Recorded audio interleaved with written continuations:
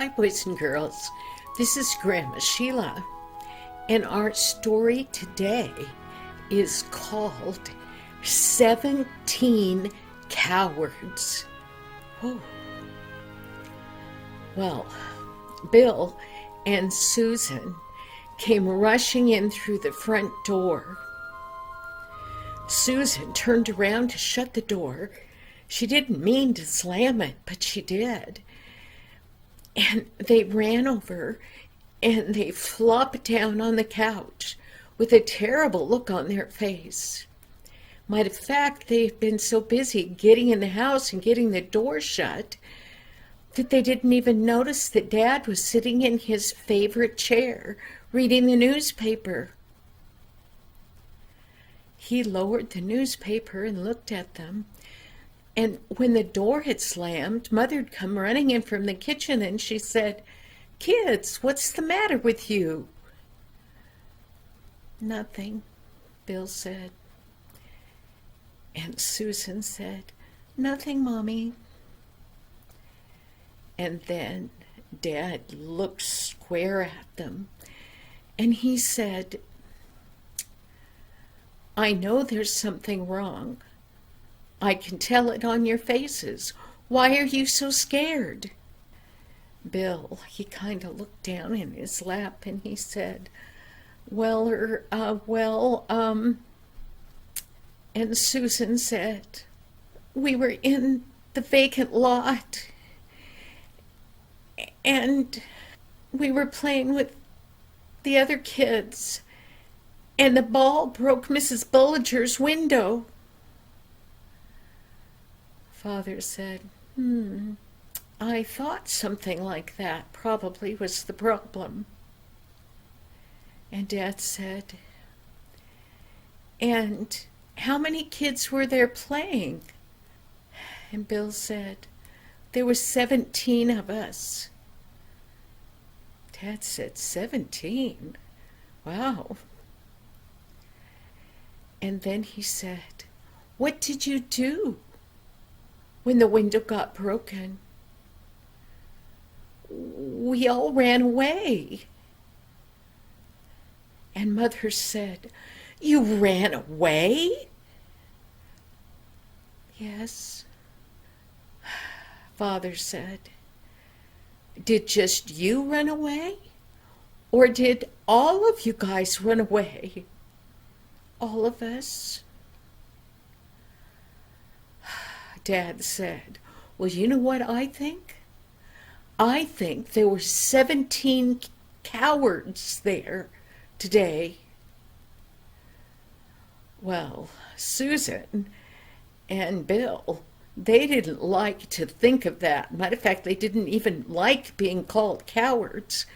But deep inside, they knew it was true. And Dad said again, "What were you scared? Why were you scared?" And Bill tried to talk again and just kind of stammered. And Dad said, "Okay, tell me who broke the window. Who hit the ball that went through the window?" Bill, he looked down again and he said, "I did, Dad." And Father said, "I thought so, but I wanted you to own up to it." Then he looked at the two kids and he said, "Well, what you have to do is the two of you have to go over to Mrs. Bullinger's house and apologize and tell her that you did it." Susan said, "Wait a minute. I didn't do anything. I didn't hit the ball." And Father said, "But you were playing just like all the other kids there. So both of you have to go upstairs and get cleaned up, and we're going to Mrs. Bulger's." And they looked at Dad and said, "Are you going with us?" Dad said, "Yes, I'll go as far as the gate, and then you have to go up the walk and knock on the door and tell her what you did. You have to apologize. Well, Susan, she was really frustrated because she thought she hadn't done anything wrong. Well, all the way up the stairs, she kept looking at her brother. Well, they went upstairs and they changed, and it wasn't too long till they came back down. Mother, she smiled at them encouragingly, and Father said, "Come on, let's get it over with. You know that it's the right thing to do, kids, and you know that's what God would want you to do." So down the street they started walking. Father had said, when I was a little kid, I played in that same vacant lot. Well, as they were walking, Susan was scuffing her feet in the leaves on the sidewalk. And every once in a while she'd look at her brother. Bill was thinking, I wished it was 20 miles to Mrs. Bulger's. And then maybe Dad would get tired of going and we could just go back home. But they kept walking, and it really wasn't a long ways. It just seemed that way. Finally, they came to that empty lot where the kids always played. And he could see straight across Mrs. Bulger's house.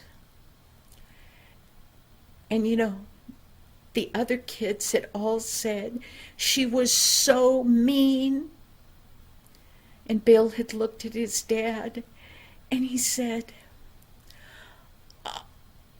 I don't know that we should go and apologize to her. The kids all say that she's so mean. And Father said, "You're going." And he said, "But she's so cranky. She's an old grouch." Father said, "You're going." So Bill and Susan, when they got to the gate, Father said, "I'm going to wait right here. And if you have any need for me, you can call me. But I'm going to wait right here while you do the right thing." Slowly they walked up the sidewalk and up the steps onto the porch. And Bill reached out and he poked the doorbell. And it rang a long time. And he thought, he felt like he was going to jail. It was so bad. Well, as they had gotten up on the porch, Bill thought to himself, I bet she's watching us. I feel like she's watching. Well, it wasn't long after the doorbell rang that Mrs. Bulger opened the door. And she did something the kids hadn't planned on. She smiled at them.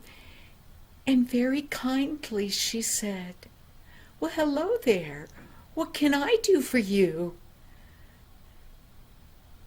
And both kids were surprised. She was smiling. She was being nice to them. And Bill thought, maybe the kids didn't know what they were talking about. And then he knew now was the time he had to say something. And he said, I came to say I'm sorry. I hit the ball that went through your window today. Maybe we can pay for it." And Susan said, "And I was here too." And Mrs. Bulger looked at them so pleasantly, and she said, "Oh my, thank you so much for coming to tell me, and that you're sorry. You know, over the years that I've lived here, there's been lots of balls that have gone through my windows. And in all those years, not one child has come to own up to it or say they're sorry for it. You must have wonderful parents. They must have taught you well. Well, after she was so kind to them, Susan looked around. She smiled at Mrs. Bullinger, and she said, "My dad's right out there at the gate." Well, of course, Dad could hear everything that was being said. So he opened the gate and he walked up the walk. And he said, "I'm their dad. I'm sorry about what happened. And we've come to see if we could clean up the glass and how much the window would be so we can get a new one and put it in for you." And Mrs. Bullinger, she said again, "It's happened many, many times, but never before has anyone come to say they were sorry. And as far as buying a new glass, I think I even have another glass." She was probably prepared because it happened often. And Father said, "That's wonderful. We'll just clean up this glass that's out here and what's inside, and then we'll take out the glass that's left and we'll put in the new glass for you, so it'll be all done today." Well, all the time they were cleaning up and putting in the glass, they visited with Mrs. Bullinger. And then they said goodbye. And when they got back out to the street, Dad said, "Don't you feel better now?" And Susan said, "Oh, so much better." And Bill said, "You wouldn't know how happy I am now." Father turned to them and he said, "You always feel happier when you do the right thing." Boys and girls, the same thing will happen for you. If when you make a mistake, you own up to it and apologize, you're doing the right thing. And that's what God would want you to do. Thank you, boys and girls, and I'll see you next week. Bye-bye now.